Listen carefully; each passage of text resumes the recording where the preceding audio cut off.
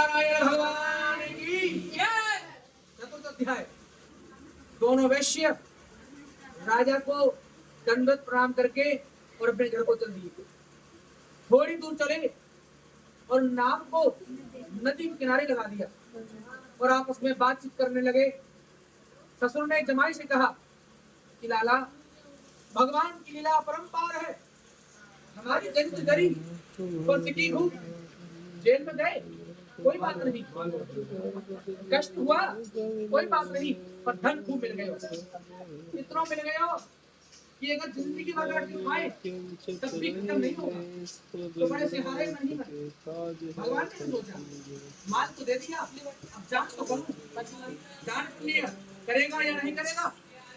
भगवान परीक्षा लेने के लिए हष्ट पुष्ट महात्मा जी का भेष बना के और ब्राह्मण के दरवाजे पर उसकी नाव के पास में प्रकट हुए और बनिया से कहने लगे कि अरे वैश्य, मैं बड़ी दूर से आया हूँ और काशी विश्वनाथ जाऊंगा, और हे सेठ, वहां जाकर मैं तुम्हारे नाम से यज्ञ करवाऊंगा और भंडारा करवाऊंगा, दान पुण्य करो। अब जब दान पुण्य का नाम सुना तो सेठ जी ने कहा, अरे महात्मा जी, मैं तो बहुत गरीब हूँ, मेरी नाव में लता पता भरे पड़े हैं, मैं आपको धन कहाँ से दूं? आप तो शहर में जाकर मांगे। अरे मैं तो गरीब बनिया हूँ, मेरे पास कुछ नहीं है, आप जाइए। भगवान ने कहा, तथास्तु। तथास्तु मतलब जैसा भी कहा है वैसा ही हो जाए। इतना कहते ही नाव में लता पता भर गई, पर भगवान अंतर ध्यान नहीं हुए, क्योंकि भगवान को तो मालूम था जाएगा कहाँ, लौट कर फिर मेरे पास आना है। तो भगवान थोड़ा आगे बढ़ गए और आसन लगा करके बैठ गए। इधर सेठ जी स्नान के लिए कुआं पर गए, वस्त्र उतारे, बाल्टी खींचने का नंबर लगाया, तो भगवान ने बुद्धि फेर दी, नहाना धोना सब भूल गए और नाव को देखने लगे। नाव को देखा तो बड़ी जोर जोर से नाव हिल रही है। सेठ जी ने मन में संशय उत्पन्न की कि नाव पहले तो बिल्कुल नहीं हिल रही थी और अचानक इतनी जोर जोर से क्यों हिल रही है। तो सेठ जी स्वापी लपेटे ही नाव की तरफ भागे जा रहे हैं। नाव पर ऊपर चढ़ गए, ऊपर से वस्त्र हटाया तो देखा कि पूरे नाव में लता पता भरे पड़े। देखते ही पछाड़ खाकर बेहोश हो गए। अब जब होश आया तब रोने लगे, हाय राम, हे राम, ये क्या हो गया और मेरे धन को कौन ले गया। बड़ा ही विलाप करने लगे। अब सेठ जी के जमाई ने कहा, अरे आप इतना क्यों रो रहे हो, रोने धोने से या पश्चाताप करने से धन थोड़ा ही प्राप्त होता है। अगर प्राप्त होता है तो मुझे भी बता दो, थोड़ा मैं भी रो लूंगा, थोड़ा मुझे भी धन प्राप्त हो जाएगा। तो सेठ जी ने कहा, अरे जमाई, कैसी बात करते हो, रोने से धन कहाँ मिलता है। तो जमाई ने कहा, जब रोने से धन नहीं मिलता तो क्यों रो रहे हो। अरे जो संत महात्मा यहाँ आए थे उन्होंने आपसे थोड़ा दान मांगा, थोड़ी भिक्षा मांगी। अरे आपके पास इतनी धन संपत्ति थी, थोड़ा उनको दान कर देते तो आपका क्या चला जाता।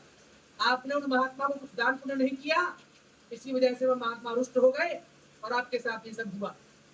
अब आप उन्हीं महात्मा जी की शरण में जाइए, मुझे तो पूरा विश्वास है अब वही आपकी विनती सुनेंगे कि माल पुण्य मिल जाएगा और है दंडी का श्राप, जा मांगे उनसे क्षमा विनय पूर्वक आप। तो सेठ जी उधर ही जाते जिधर महात्मा जी गए। तो महात्मा जी तो आसन लगा करके बैठे हुए थे। सेठ जी ने दौड़ लगाई और महात्मा जी दिखाई दे गए। जाते ही महात्मा जी के चरणों में गिर पड़े कि त्रहमान त्रहमान त्रहमान महाराज, मैं आपकी शरण में हूँ, अरे मेरी रक्षा करो, मुझसे गलती हो गई है और मुझे क्षमा करो। और भिन्न भिन्न प्रकार से भगवान की स्तुति करने लगे। आप सभी लोग भगवान की स्तुति करेंगे। त्वमेव माता च पिता त्वमेव, त्वमेव बन्धो च सखा त्वमेव, त्वमेव विद्या द्रविणं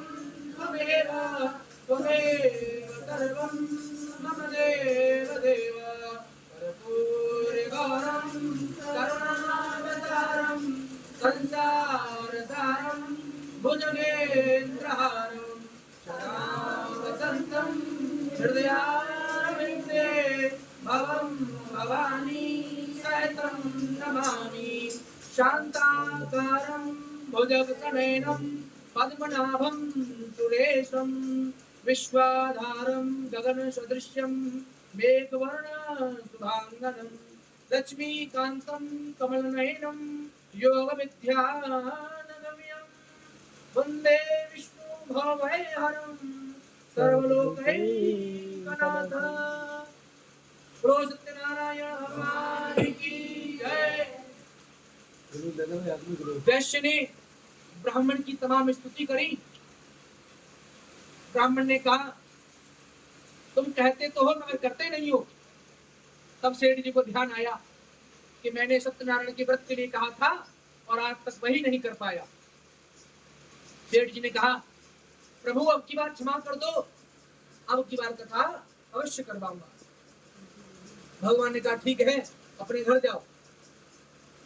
कि जाओ तुम अपने घर जाओ, अब तो देर वृथा होती, अब नहीं नाम में लता पता, बन गए सभी राम मोती। इतना कहते ही सेठ जी लौट करके आते हैं अपने जमाई के साथ में, और जब नाव पर आकर के देखते हैं कि माल ज्यों का त्यों प्राप्त हो गया, तो जमाई से कहा कि लाला नाव को घर की तरफ बढ़वाओ, दोबारा से को लफड़ा पड़े पड़ावे, जाते अच्छो है घर पहुंचन दो। नाव घर की तरफ बढ़वा दी और कुछ दिनों बाद उनकी नाव उनके शहर के किनारे लग गई और नाव को रुकवाकर सेठ जी नाव से उतर करके आए, पर जमाई नहीं उतरे। जमाई उठाधड़ी कर रहे, इधर का इधर और इधर का इधर। सेठ ने अपने नौकर को घर भेजा कि जाओ और मेरी पत्नी को बुला करके लाओ। नौकर गया। उस समय दोनों माँ बेटी लीलावती और कलावती भगवान की पूजा कर रही। नौकर ने सेठानी से कहा कि नमस्कार सेठानी जी, सेठ जी कुशल पूर्वक किनारे पर आ चुके हैं, जमाई भी कुशल पूर्वक है और नाव में धन भरा पड़ा है। सुनते ही सेठानी खुश हो गई कि सेठ जी ने आपको बुलाया है, जल्दी चलो।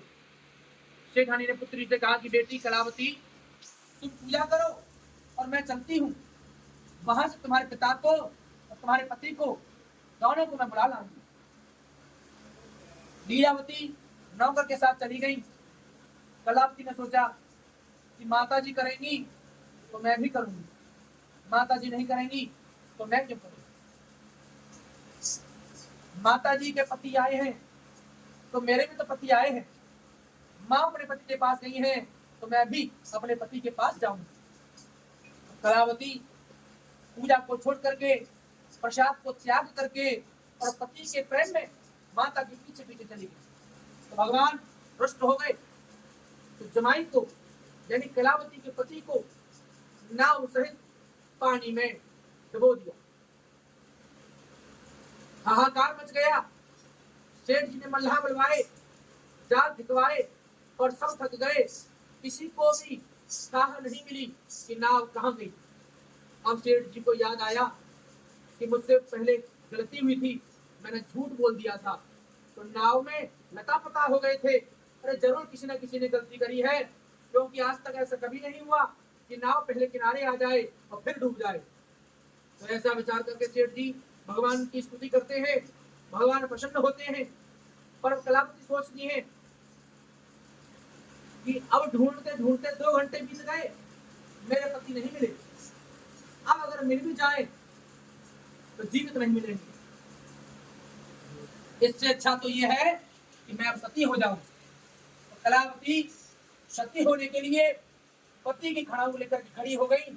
तभी आकाशवाणी हुई, लाला तुम्हारी लाडली पूजन अधूरा त्याग कर, पति प्रेम में पगली बनी आई यहाँ पर भाग कर, सत्य काल घर पट हो इसे पूर्ण करे। पूजन सभी बस प्राप्त इसको, होवे गौ प्राणों से पति प्यारा तभी। आकाशवाणी को सुनकर के कन्या प्रसन्न होती है, घर पहुंचती है, भगवान का पूजन करती है, प्रसाद को वितरण करती है, खुद प्रसाद पाती है, भजन कीर्तन करती है। आप सभी लोग भगवान का भजन करेंगे। श्री कृष्ण गोविंद हरे मुरारे, नारायण वासुदेवा, श्री कृष्ण गोविंद हरे मुरारे,